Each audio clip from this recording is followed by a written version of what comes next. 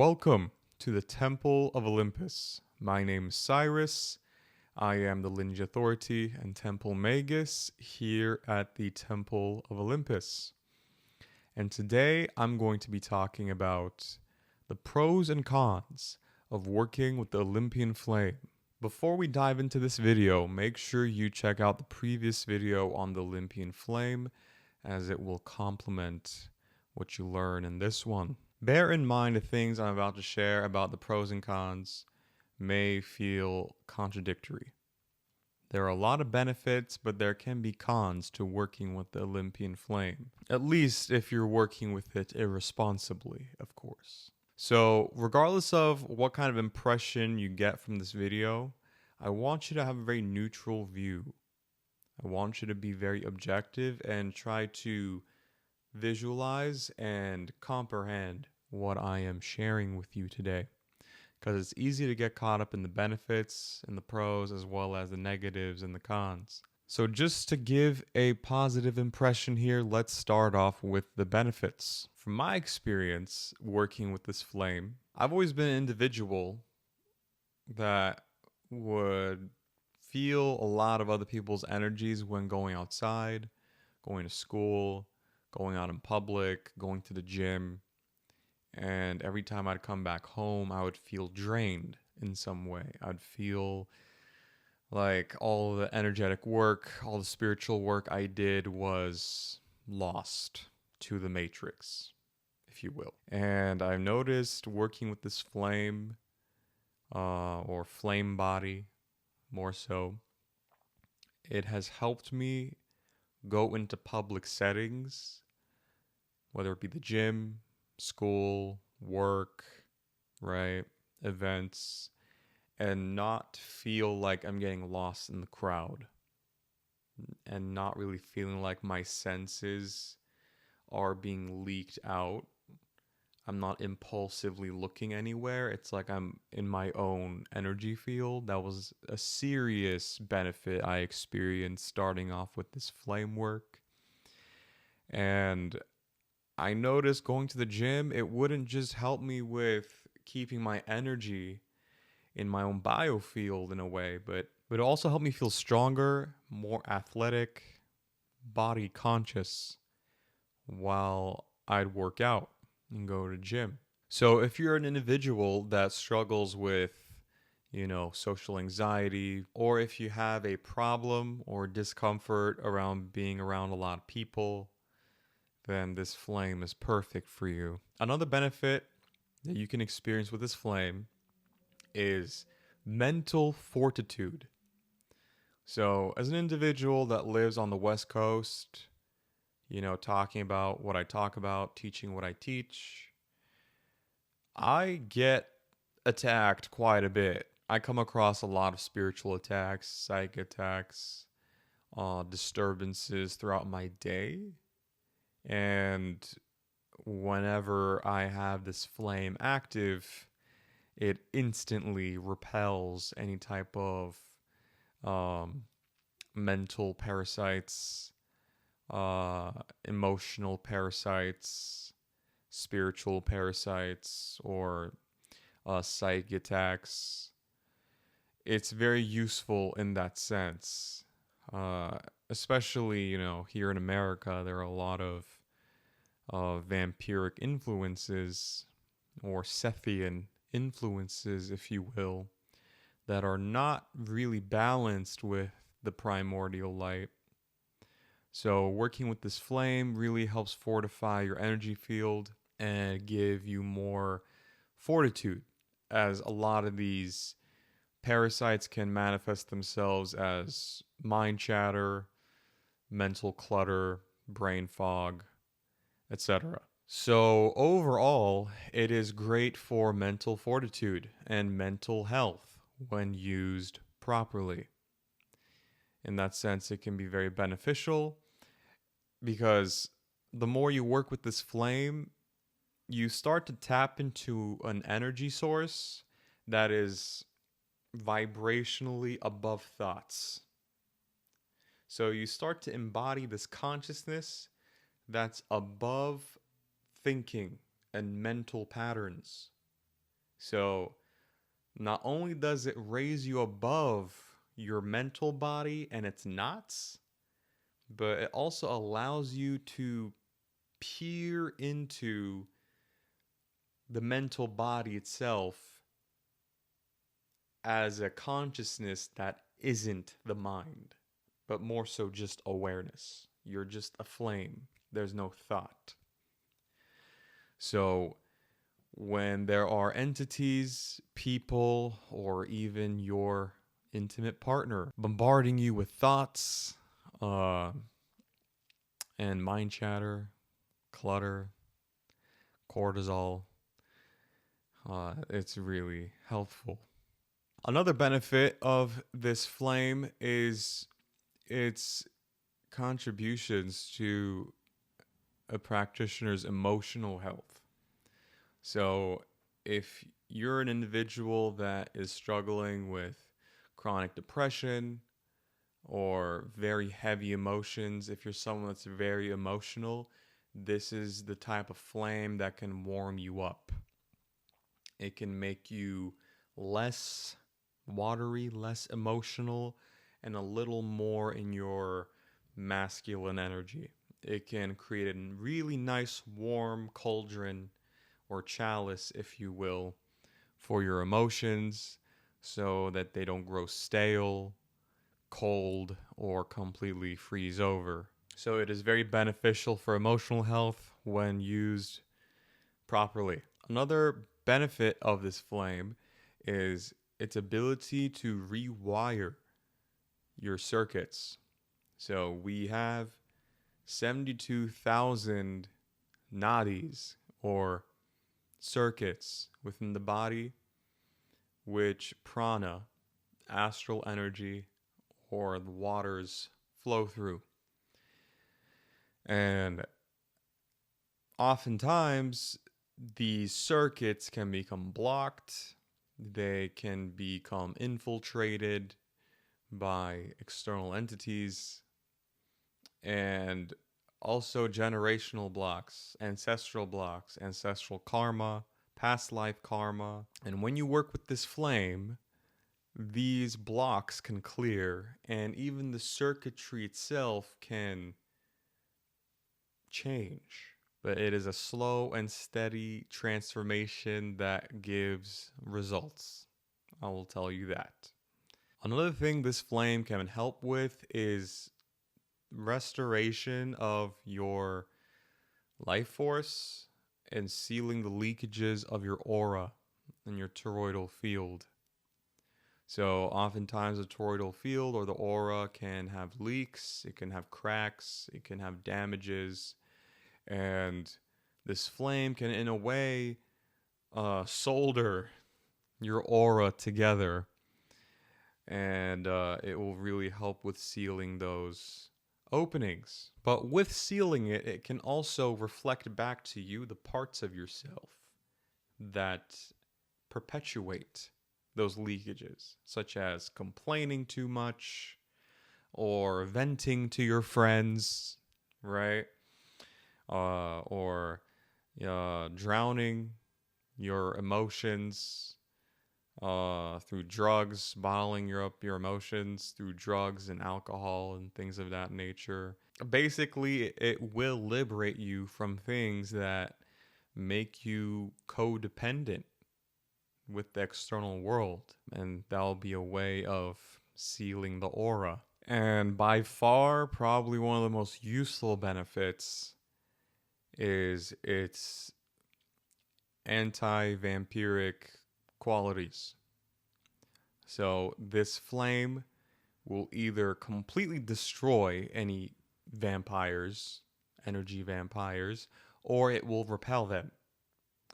I have seen firsthand this flame completely obliterate any type of negative jinn or vampiric influences, and it is by far one of the most fascinating tools in my arsenal when it comes to psychic self-defense.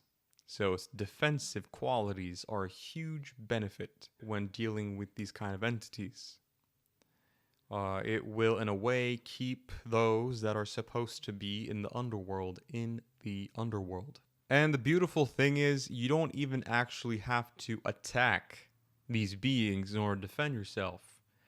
Just simply activating your flame body will make these beings completely disintegrate if they are stubborn, or it will repel them if they choose to leave.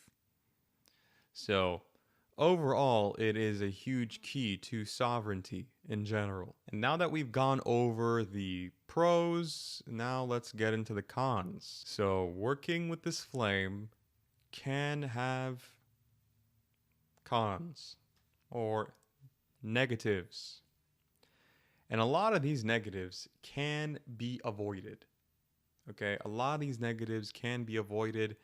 These negatives tend to show up when the flame is a little too active or you're going a little too overboard with it. Okay, so the first thing you might want to watch out for when you're diving too deep into this flame, you will have warning signs. The first one is overheating. If you are overheating, it's because the flame is, really active. So that will be a warning sign to cool down. Because if you're developing that kind of heat, it will also bleed into your mental body, your emotional body, your astral body, etc. It will not just be a physical heat. You will also feel like you're mentally and emotionally on fire. Okay? So in that sense, it can be dangerous when you don't work with it responsibly and gradually. This is a flame that consumes. It is an all-consuming fire. Okay? So you got to work with it responsibly. Otherwise, it will destroy you. I am not kidding. Another thing you might experience if you go overboard again is nihilism. The whole point in living, fighting for your life, survival, right? Your desires, everything will begin to feel pointless. Because the more you activate this flame, you are, in a sense, becoming more aware in the void, in a way. So you can fill the void, but in filling the void, in getting all your desires, you have no desire left, so there's no point. Right? It's a strange concept. But one thing you realize is desire is a gift. And filling all your desires, filling the void with this flame isn't all that it seems. Everything begins to feel pointless, and the whole point you got into magic starts to disappear. You just begin living in this eternal, fiery void of sorts, where you have limitless power, but also no desire to use it. And so you're just stuck with yourself and with your emotions once again. So in the end, there is a complete disillusionment effect with this flame if you are not careful. But if you use it responsibly and you don't completely fill your void and still leave room for some spice, for some passion, for some desire, you actually live a pretty fulfilling life. In fact, you can live an immortal life. And you can cycle between states of fulfillment, desire, self-imposed challenges and lack, right? There's levels upon levels when it comes to really working with this flame sustainably. And one of the negatives that will show up is nihilism and pointlessness. Even with all the magical power, the pointlessness will be a thing. So, a third negative that can occur when working with this flame is literally blowing your circuits. So, this is something that happened to me when I really had my full on flame body initiation. And from what the spirits have told me, it's because when your nadis have blockages or your circuits are used to running on low frequency energy, low voltage, and you bring this flame to reshape yourself, it can bring up some very deep traumas and conditioning. And you will quite literally be burning through all the parental programming, parental trauma, societal programming, right? Societal trauma that you've endured. And it can make you go a little crazy. I'm not going to lie. So you can look a little crazy externally. You'll have certain, I wouldn't say episodes, but you'll have this rage or other type of emotions that come to the surface that have a lot to do with how this flame is interacting with those programs that are lodged into your system. So it can bring up a lot of that stored information in your body that you didn't even know that was there.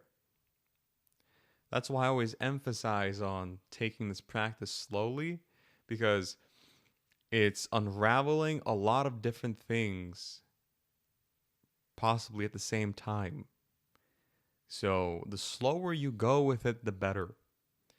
And not forcing it is ideal, because some people will get into a mode where once they cross that threshold and they experience the full force of the flame, there's no going back. And you really don't want to get to that point, because it really does kind of take the beauty out of this flame and what it has to offer. So with great power comes great responsibility, okay? You do not want to underestimate the flame. Let it do its thing in its time. Do not rush it. Another con of working with this flame is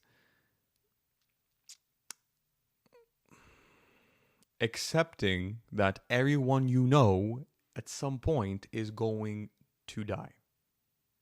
That's another con of working with this flame, especially to a greater height. So, the Olympian flame being an immortal flame, you naturally are becoming a soul consciousness, fully integrated. And with that, you have to come to terms with the fact that the people you care about, the people you know, will pass on from this phase of life. And in the end, it will just be you and the flame again. And that is pretty harsh. I'm not going to lie. Experiencing that myself, just on a spiritual level, was traumatizing, to say the least. And over time, you do get used to it. It does build your character quite a bit. That is definitely something an individual can experience. Coming face to face with mortality. And not just with yourself, but people around you. You know, you really see that it's not forever. So that is kind of an unfortunate, I suppose, revelation of this flame. If you want to have this type of ability, this type of accomplishment, it comes with certain revelations. And sometimes the revelations can be daunting, can be overwhelming, and it's very disillusioning. So the last flaw or con, I suppose, that could be listed here is spontaneous human combustion. This is a concept, a phenomena that's been observed um, throughout a lot of occult circles and Vedic teachings, where the body can literally explode or dematerialize. Getting to this point is very difficult, so don't let this taunt you. There will be warning signs, an abundance of warning signs, if you are about to combust. But it is quite rare. So spontaneous human combustion, there have been recorded events of this, some even mythical. One of them is known as the first consort of Lord Shiva, known as Sati.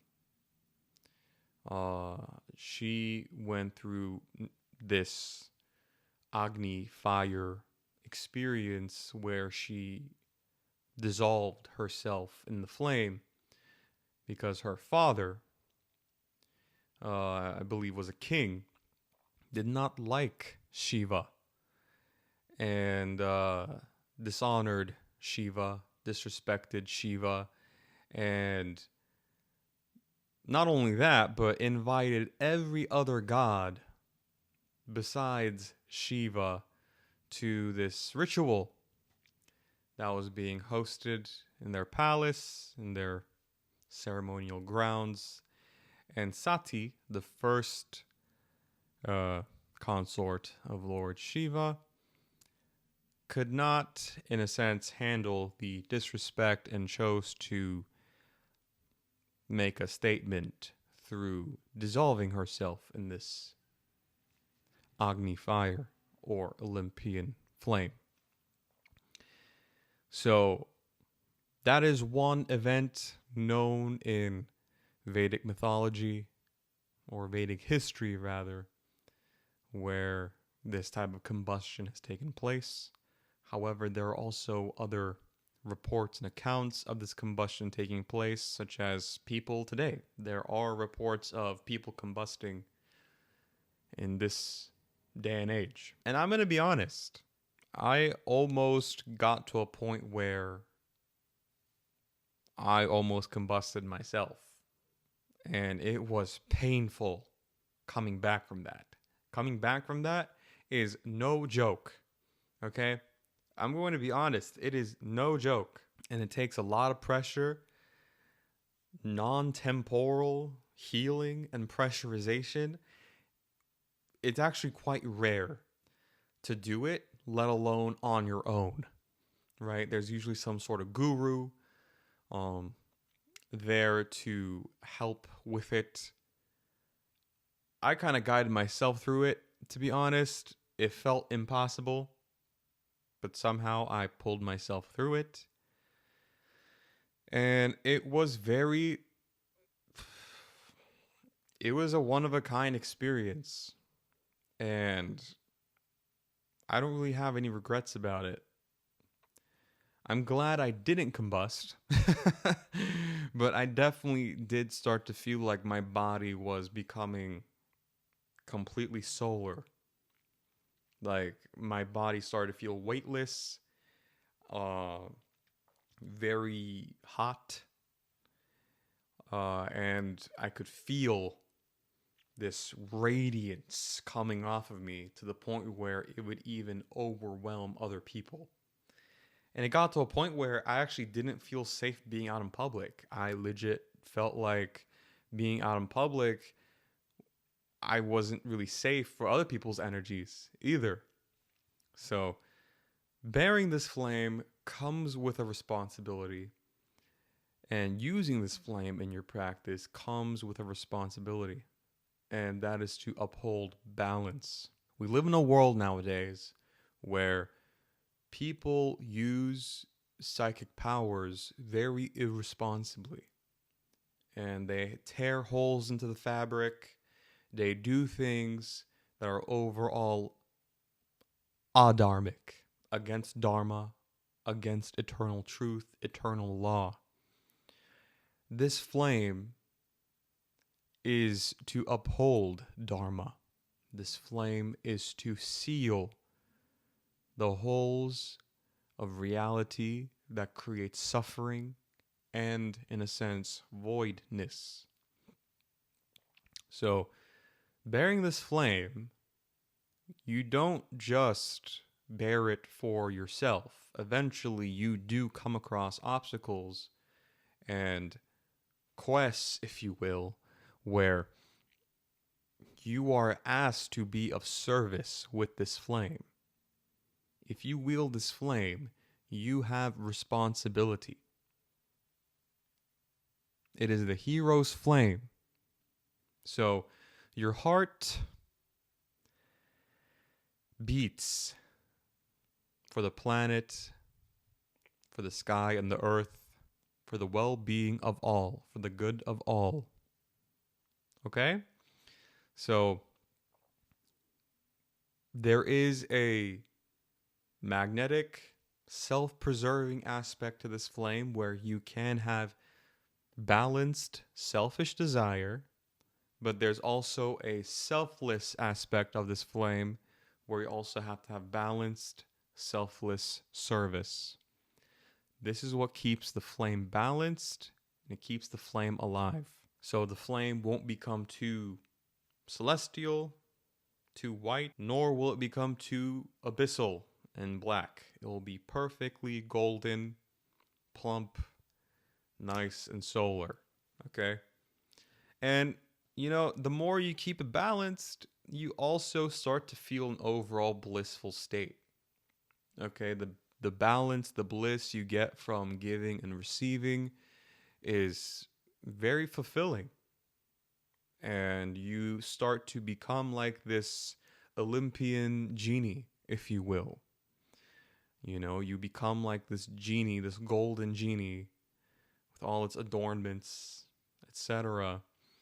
And because you don't really have as much desire, you have control over desire, and you can create things for yourself, for other people, for your community, and for the world at large.